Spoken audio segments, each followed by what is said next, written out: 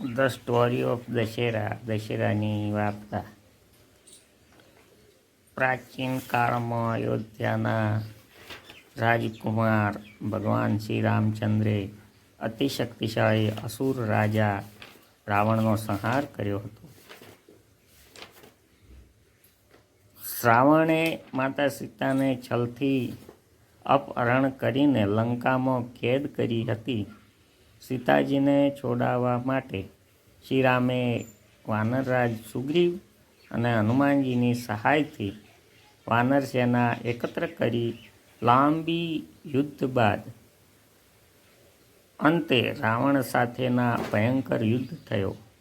નવરાત્રિના 9 દિવસ સુધી યુદ્ધ ચાલ્યું. આ 10મા દિવસે શ્રીરામે રાવણનો વધ કર્યો. આ વિજયનો દિવસ જ વિજયાદશમી અથવા દશેરા તરીકે ઉજવાય છે.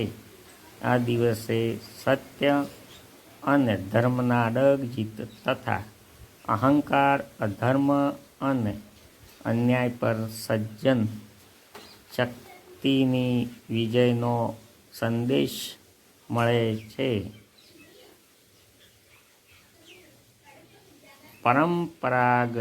પરંપરા મુજબ આ દિવસે રાવણ, મેઘનાદ અને કુંભકર્ણના પતલા દહન